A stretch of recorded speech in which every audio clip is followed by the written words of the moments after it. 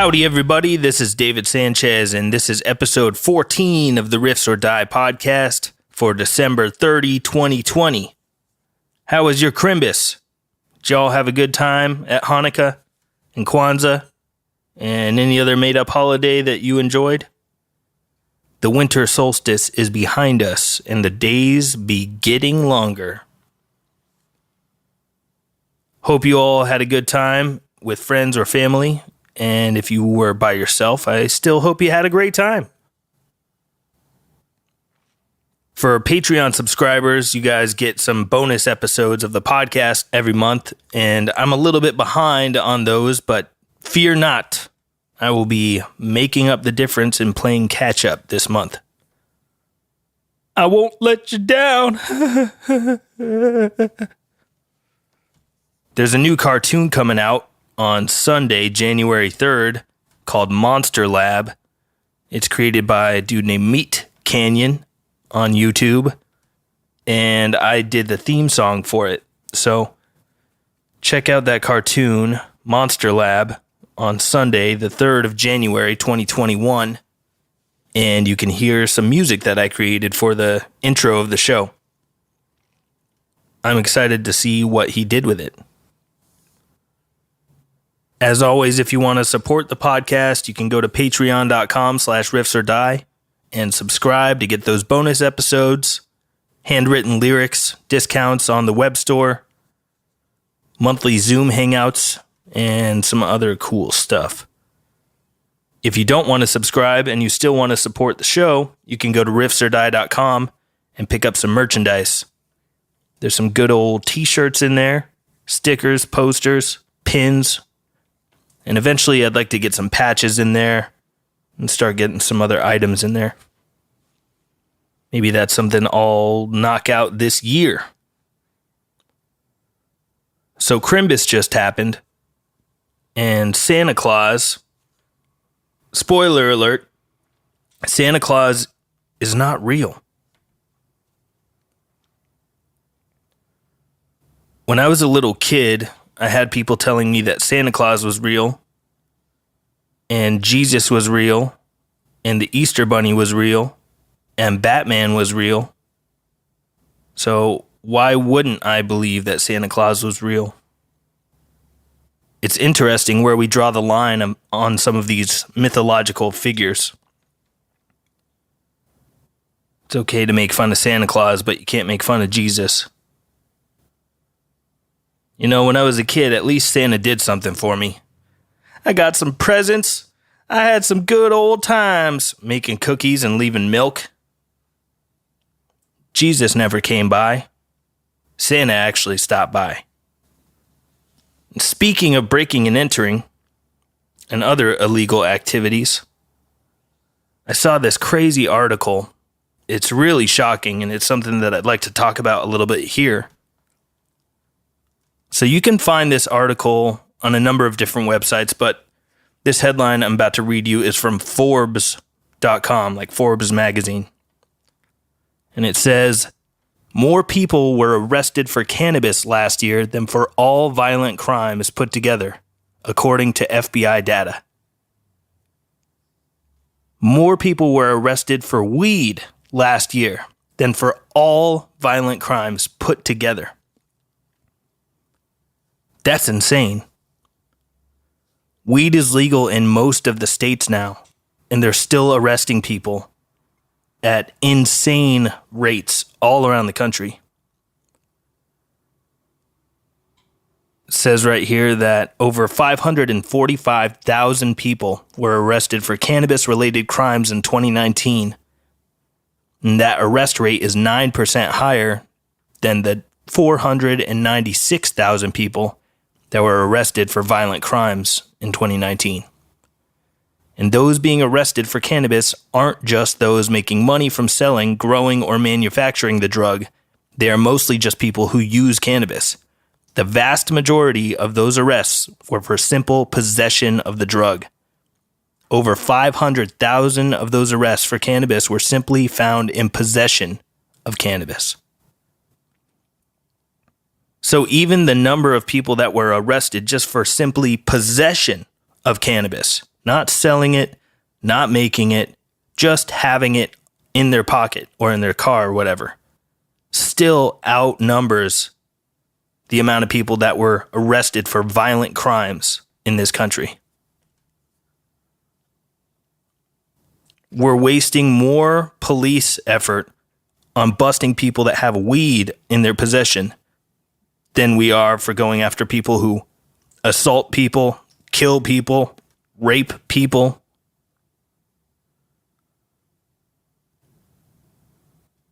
That's complete insanity. Our priorities are so fucked up and out of whack when we're arresting people for having a plant in their pocket instead of going after violent criminals.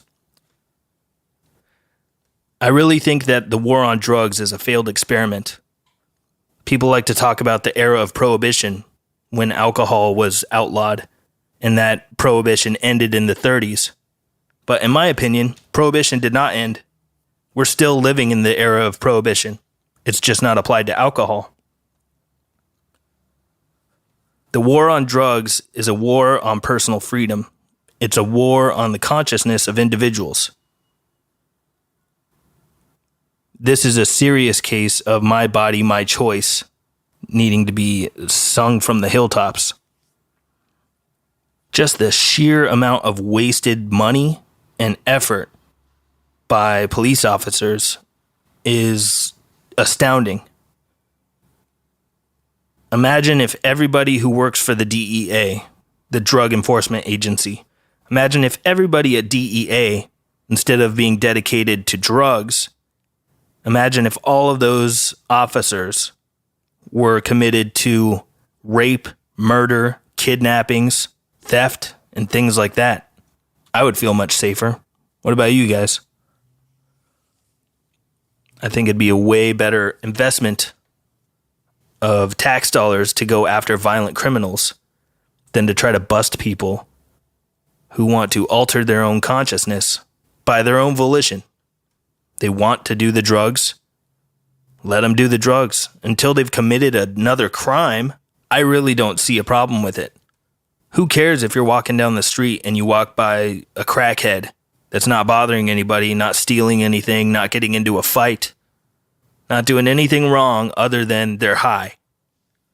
What is the problem with that? They're not infringing on the rights of anyone else. They should be left alone. Who am I to say that the guy who gets off of work and goes and does a little bit of heroin or smokes a little bit of weed should be locked in a cage, but the guy who gets off of work and drinks a whole bottle of liquor is totally cool? Different people have their different vices. And if someone needs a certain substance to get through the day and to function and feel better about life on this planet, so be it. Let them have it. Again, if they're not infringing on the rights of someone else, I don't see what the problem is. I personally believe that all drugs should be legal. All of them. When I say that to people, often the response is like, even meth and heroin? I say absolutely, yes.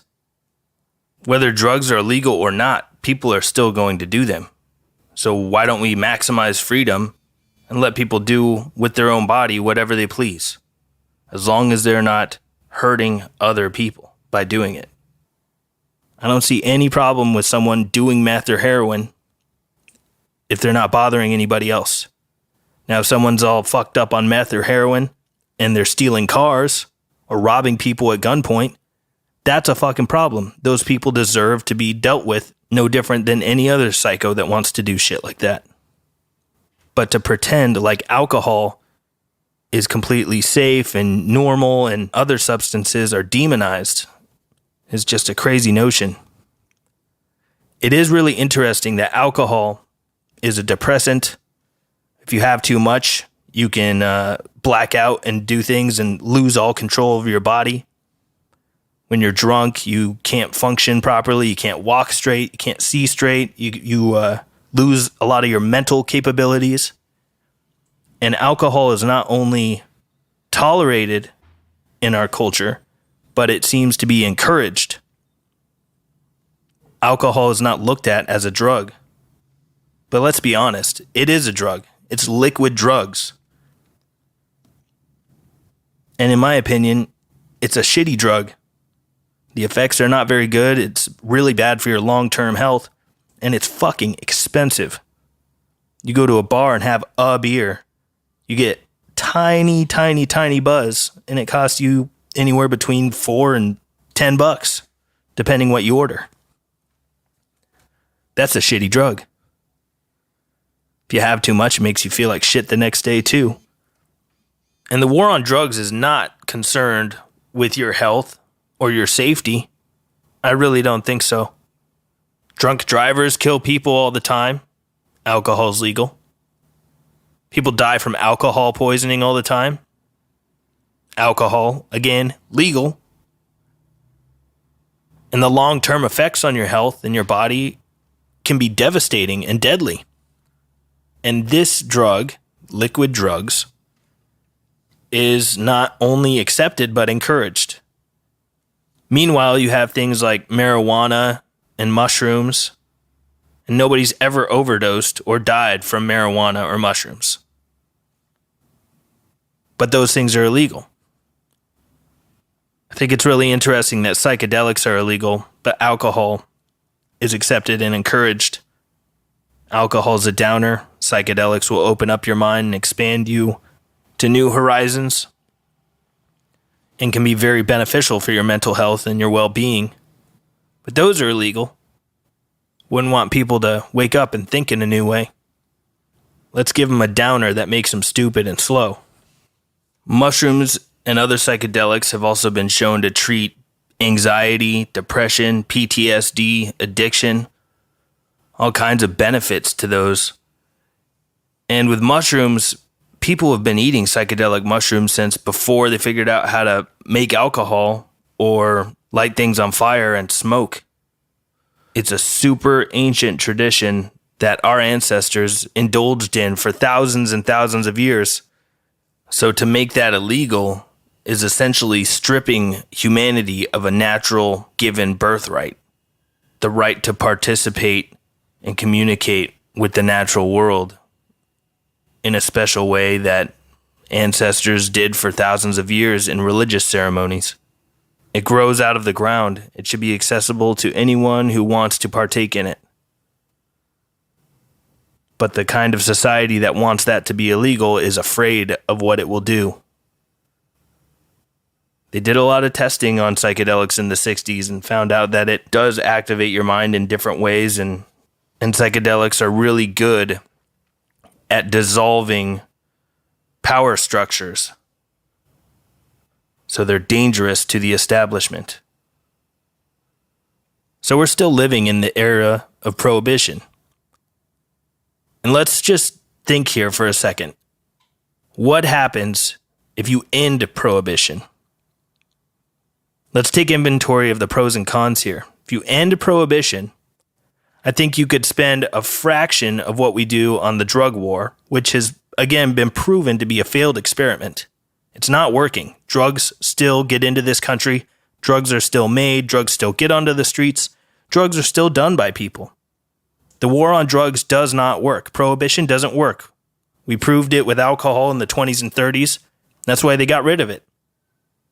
It created more gang violence. It created a bigger demand for the stuff.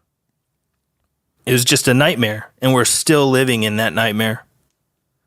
So you could spend a fraction of what we do on the drug war and spend that on education.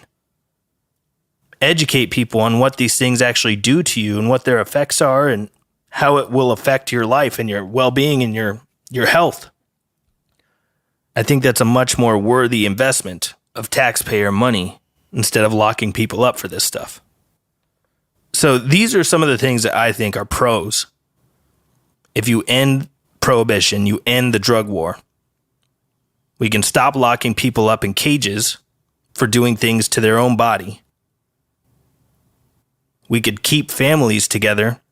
Often people get thrown into jail or prison for drugs, and it ruins the whole family. then all of a sudden the kids don't have parents. It's just bad for everyone involved. So you could keep families together. You can stop supporting for-profit prisons. The prison system in this country is insane. Privatized prisons that make money when they're overflowing with prisoners. We should stop supporting this system. It's evil. Completely evil. If you end the war on drugs, you also have less gangs, less power for cartels. All of a sudden, there's not people killing each other in the streets over money that was made on the black market. All of a sudden, being a drug dealer is a legitimate business. And drug dealers have to contribute to society. And I think taxes are bullshit, they're extortion, but in the game as it's played right now, if you legitimize the business of dealing drugs, being a delivery guy or whatever for whatever substance, all of a sudden that person has to pay taxes on their income. So big government would love that. They're getting more tax dollars. If you legalize drugs, the drugs get better and cleaner and safer because all of a sudden you don't have Bubba cooking up something in his bathtub for you to put into your body and you don't know what's in it. It's not regulated. There's no safety inspection. It's a gamble. So you legalize drugs. I think the products get better, cleaner, safer. The entire country's paranoia level would decrease because a lot of people say like, oh my God, if you legalize drugs, then everyone's going to be doing drugs. I really love when Ron Paul was on the debate stage back in, I think, 2012. And he was arguing for ending the drug war. And they said, well, Mr. Paul, Dr. Paul, if we legalize drugs tomorrow, aren't you concerned that everyone's going to start doing drugs? And he basically said, okay, if we legalized heroin tomorrow, raise your hand if you're going to start doing heroin. Nobody in the whole room raised their hand. And Ron Paul was basically like, there you go. That's my point. Just because you legalize them doesn't mean that people are going to start doing them. People that want to do drugs are going to do drugs, whether they're illegal or not. People that don't want to do them aren't going to do them, whether they're legal or not. And adults are no different than little kids. You tell them to not do something, all of a sudden, that's what they want to do. So the psychology behind that, making it available and not taboo, I think would honestly put some people off to doing drugs. Because all of a sudden it's not dangerous and cool. And here's a giant thing. If you legalized all drugs, you would free up law enforcement officers to go after real criminals. Think about it. If you legalize drugs, all of a sudden cops can go after rapists, murderers, violent people, kidnappers, thieves. The kinds of people that actually deserve to be locked up and punished for what they're doing. Cops could have the time and resources to go after those kinds of people. We really should stop wasting tax dollars on this completely evil failed experiment. It is a war on the minds of people. It's not a war on drugs. It's a war on consciousness. It's a war on freedom. And I really genuinely believe that if we legalized all drugs, you would see a more sane society emerge. There'd be less paranoia, less corruption, less violence. And I think overall, just the general mental health of the entire country would improve. I also feel that speed limits in certain areas should not exist. If you're in the middle of nowhere, flat road, and conditions are fine, why can't we drive 150 miles an hour? Who cares? If you're in the middle of nowhere, there's no towns, there's no sidewalks, there's no crosswalks. What is the problem if you're flying down the road? That is one of the best things about Germany. On the Autobahn, their highways, certain areas, there's no speed limit, and you can rip down the highway. It's great. It's really, really nice. You can get places fast, have a little bit of fun, and you're not terribly endangering anybody. Granted, people in Germany actually know how to drive, and they don't hang out in the left lane, which is for passing people. But that's a whole nother story. In the Havoc song, Ritual of the Mind, I talk about the war on drugs very briefly in that song. But the line says, they want a war on drugs, but not the ones they sell, because they're making too much money. They want to get you hooked, make you an empty shell. To them, your life means nothing. I'm really talking about Big Pharma there. Big Pharma is a huge reason that marijuana is looked at negatively. Marijuana can cure a lot of things that they're selling drugs for. Why would you want some natural remedy that people can grow themselves for free to be legal when you're selling them the pills? So they want a war on drugs, but not the ones they sell, because they're making way too much money. I thought that was really interesting. There's an old Joe Rogan stand-up bit, where he's talking about the Partnership for a Drug-Free America, and how the Partnership for a Drug-Free America is actually the alcohol industry. The commercials that are anti-drugs, the little PSAs you see on TV that are telling you to not smoke weed or not do drugs, they're paid for by the alcohol industry. The alcohol industry doesn't want other drugs being legalized because they've got a corner on the market. Why would you want cheaper, better, safer, more effective drugs to be legalized if you're the only big fish in the pond? It's bad for business. Good for people, but bad for business. That seems to be a trend that we see a lot in our modern world. Things that would be good for humanity are bad for business, so they don't happen. And unfortunately, you could argue that this country is already a fascist nation.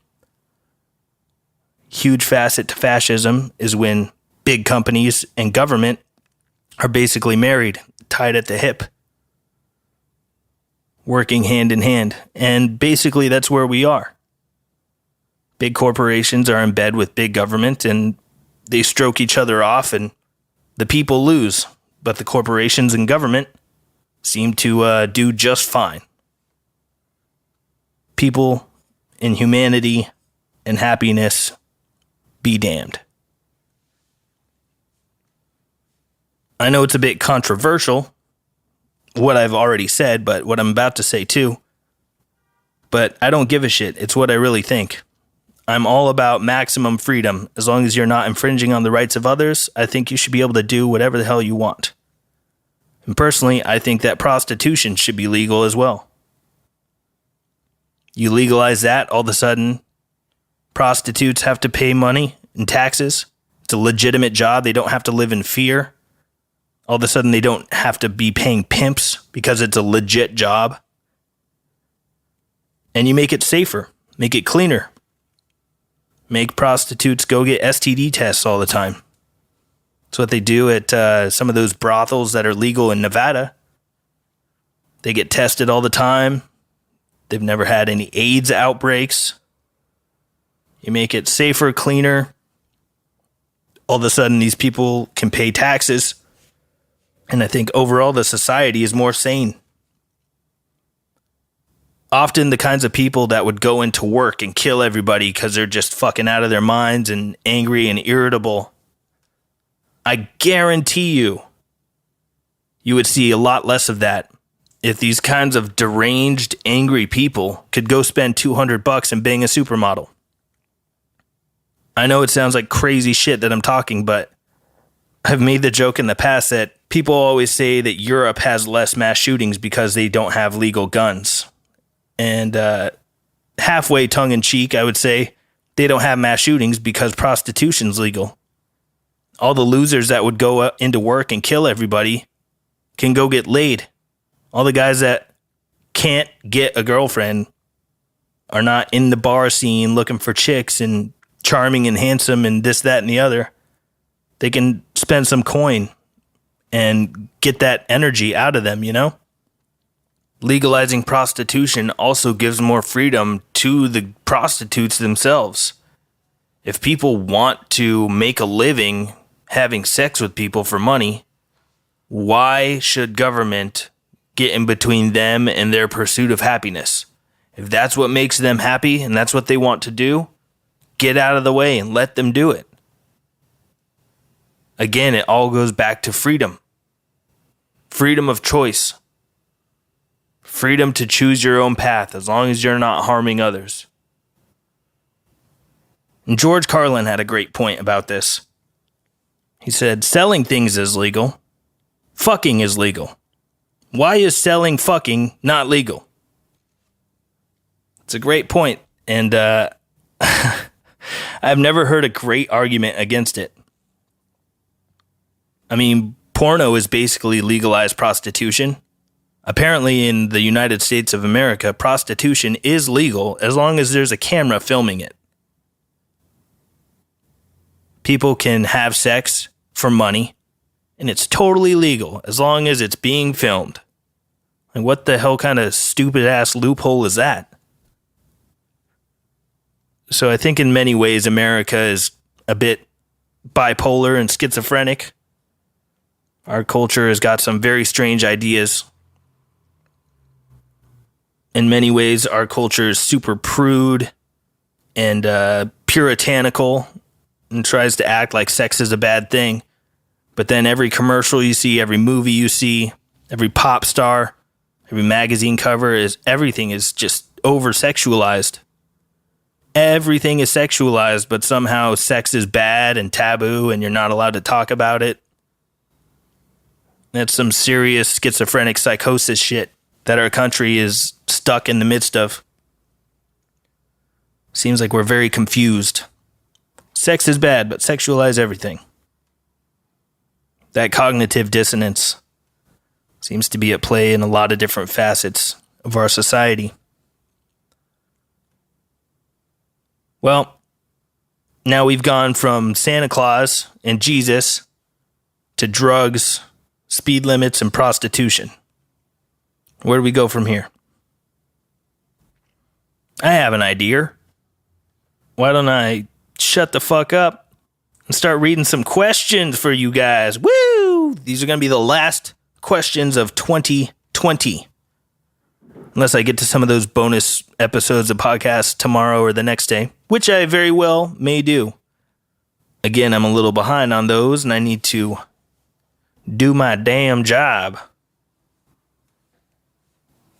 If this podcast has been disgusting or disturbing to you, I'm really not sorry because, this is the land of freedom, allegedly, and you have the freedom to listen to this or not. If you don't like what you hear, you can always turn it off. And if you do like what you hear, thanks very much for listening. Appreciate you very much. Come on back. But long story short, with all this stuff I just talked about, I really think that drugs should be legal, prostitution should be legal, and we should have no speed limits in certain areas. Because freedom, what a concept. Someone should start a country based on the idea of individual liberty and freedom. Wonder what a country like that would be. I wonder what a country like that would look like and be called. On to the questions. Let's go. This one says, one question to rule them all. All right, let's see what you got here. Says, hey, David, still, as always, digging the podcast, its content, and your sweet, sweet musical suggestions. Thank you. I was wondering, since you're a big hiker and camper, if you have any scary stories or creepy animal encounters in your adventures. Or if not, did you have any scary times on tour or otherwise? Thanks for being the proper kind of metal. I can understand what you say when you belt it out. And as for life advice, I'm going to have to use the words of Timothy Leary himself. Quote, throughout human history, as our species has faced the frightening, terrorizing fact that we do not know who we are or where we are going in this ocean of chaos, it has been the authorities, the political, the religious, the educational authorities, who attempted to comfort us by giving us order, rules, regulations, forming in our minds their view of reality. To think for yourself, you must question authority and learn how to put yourself in a state of vulnerable open-mindedness, chaotic, confused vulnerability to inform yourself. End quote. The rest of this email says, think for yourself, question authority. Amen and amen. We're all sadly living in the unrestrained fear campaign. Enjoy your time in Hawaii, man. Fight a shark and drink some brews. Jam badass riffs and keep bringing us the Sanchez news. All right, it rhymes, so it must be true. Timothy Leary, great mind, and definitely an advocate for ending the war on drugs. Thanks for that good quote.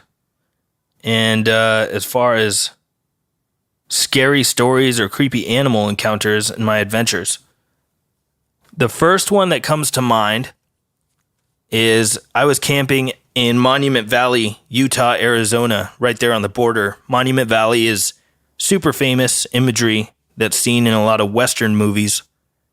It's where they have those big, huge red rocks that are just jutting straight up out of the ground that look like towers. Some of them look like mittens. Other ones look like giant skyscrapers made of rock almost. But I was in Monument Valley, and I was camping. I was all by myself, and I set up a tent. This woman lets people stay on her property, so I gave her some money and pitched a tent right there in the middle of the desert. And I was all by myself. There was no other campers out. I could see all the stars. The stars out there were amazing. I could see satellites going by all the time. A lot of shooting stars. And I actually got some time-lapse footage of the night sky going by. I'll see if I can find that on my phone. Maybe I'll post that up to plug this podcast here. But anyways, I was out there all by myself, no one else around. And it was probably about 3 a.m. or so. I woke up because I could hear footsteps all around my tent. And there was not a moon out. There was no moonlight, so things were not illuminated well at all. I unzipped a window from my tent and tried to look around, but I couldn't see anything. There was just no light.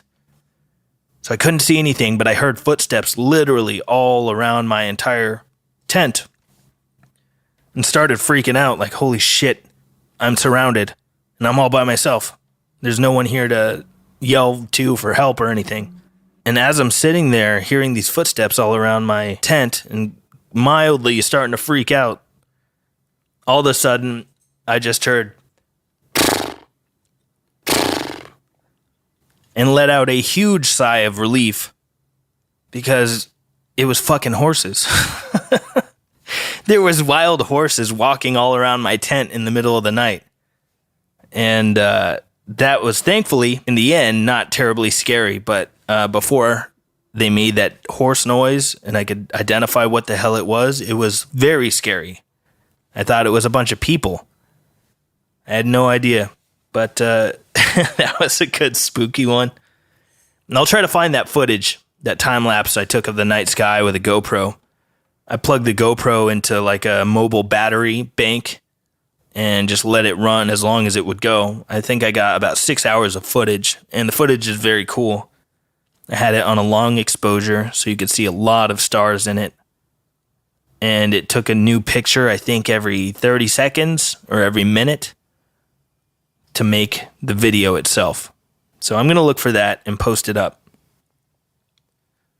But yeah, that was a creepy animal encounter for sure. I don't even know how many horses there were, but there was definitely at least 3 because I could hear them all around my tent. Thank God they made that horse noise. Otherwise, to this day, I would still not know what it was, and it would have been kind of scary. Out in the middle of the desert in the dark by yourself with the footsteps circling you. Thanks for writing in. Good questions. And long live Timothy Leary. Let's jump into one more question here and then we'll wrap it up. This one says, equipment used on records. Hey there, David. I was wondering what equipment, especially amps, that were used on each of the Havoc albums. Did you guys use the PV-XXX 1 or 2 on any recordings? Do you tend to use any boost pedals? What type of pickups do you prefer? I'm a bit behind on the podcast, so I apologize if you answered this specifically on a recent one. Thank you.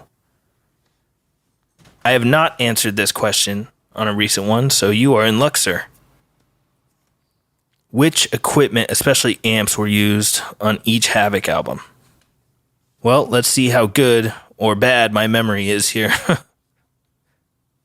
On the album Burn, I believe I recorded that with my Gibson Explorer, which was loaded with an EMG 81 in the bridge. And typically the bridge pickup is the only one that matters when we're playing rhythm guitars on a metal album. So, EMG 81 active pickup in a Gibson Gothic Explorer. And that was run through a Madison amp, an all-tube amp. The company was in Colorado, and they made really great sounding amps.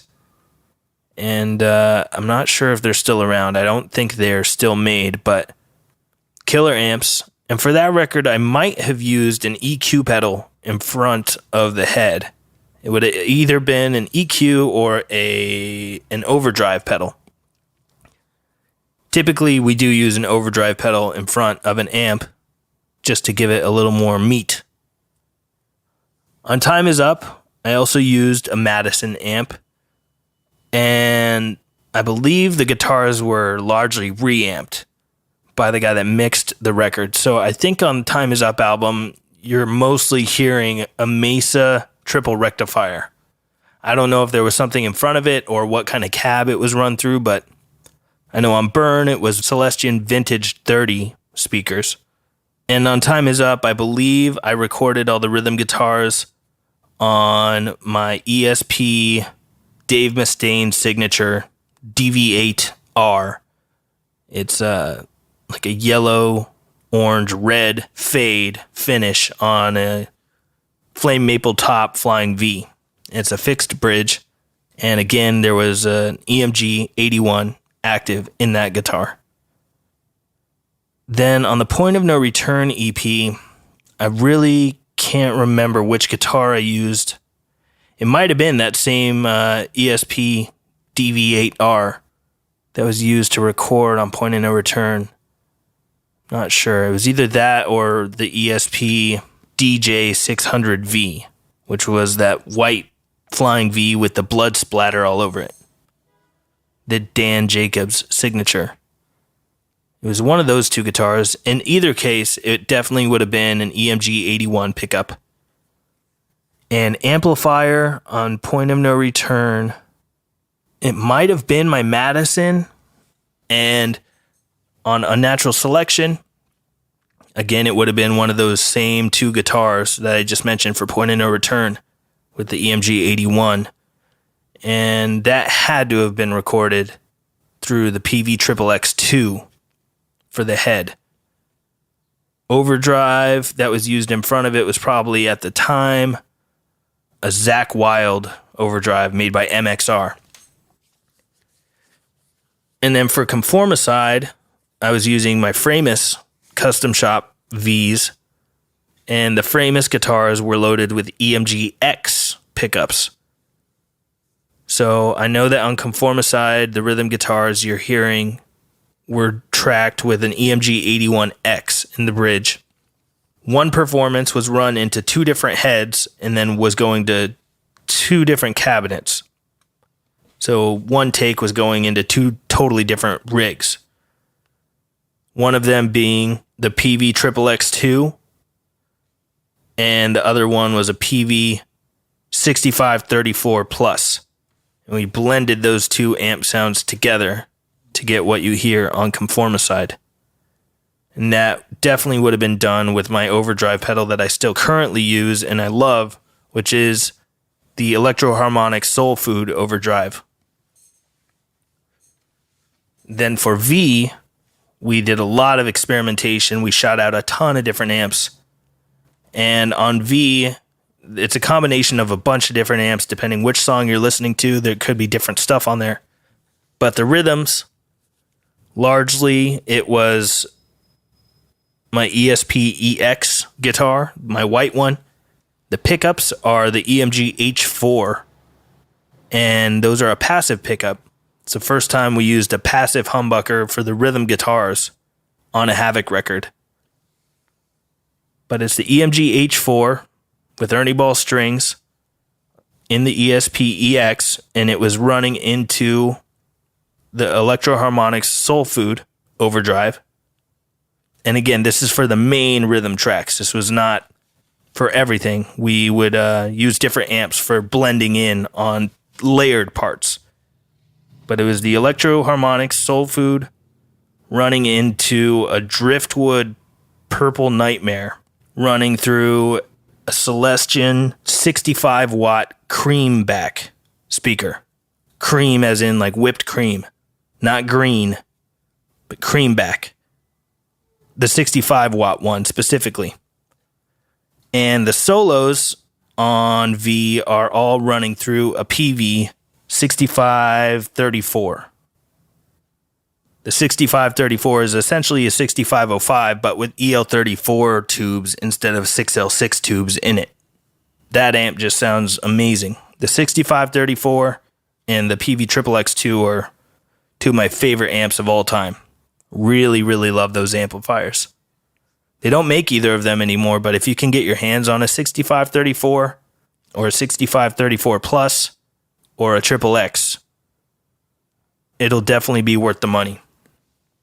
They're not terribly expensive, not insanely rare, so if you want to get something close to a Havoc sound, those are the two amps that I would recommend. And as far as the layer guitar parts on V, we used all kinds of different amplifiers. There was Mesa, PV, Rhodes, Diesel, Marshall, and just all kinds of different amplifiers for the layer sections. Also, we would swap out the overdrive pedals that were being used for those layer parts. Sometimes it was an MXR, sometimes it was a fuzz pedal. And on a select few parts of V for the layer guitar, we actually used a Boss HM2. I have a made in Japan Boss HM2, which is basically the quote buzzsaw pedal that you hear on a lot of old Swedish death metal stuff, like Entombed and At the Gates. That got a little bit of use on the record. The number one spot that I can think of where we did use that HM2 is in the middle of Merchants of Death. In the middle of Merchants of Death, there is a third guitar, maybe two extra guitars, there might be four, but there's at least one extra layer guitar, a third one, where we used the HM2, and you can hear that kind of At the Gates, Entombed-ish kind of sounding guitar tone. But we went really nuts with the guitars and the tones, and did a long journey on the tone quest for V. I think we shot out 5 different guitars. I believe we tried out like 10 different speakers. And as far as amps, I think we tried out like 13 different heads. We went bananas when trying to find the right sounds for the guitars on V. So what you hear is a result of hours and hours and hours and hours of trying out different things, different combinations, and eventually what you hear is what we got. Good question. Thanks for writing that in. Well, I'd say it's about time to wrap her up, Sonny. Thanks a lot for listening to this. If you got all the way into this one, you are a champion of the universe. Be looking out sometime in January for me to have a guest or two on here. And if you want to support the podcast, you can go to riffsordie.com and pick up a t-shirt, pick up some other merch. Or if you really want to support the podcast, you can go to patreon.com/riffsordie and subscribe. You'll get access to bonus content, and you'll get some free merchandise and have the ability to do monthly Zoom calls with me and get your hands on some handwritten lyrics. So if that interests you, just go to patreon.com/riffsordie and sign up. For those that have already done it, thank you very, very much. Y'all are the best. And for my weekly musical recommendation, I am going to suggest you go and listen to Queen, A Night at the Opera.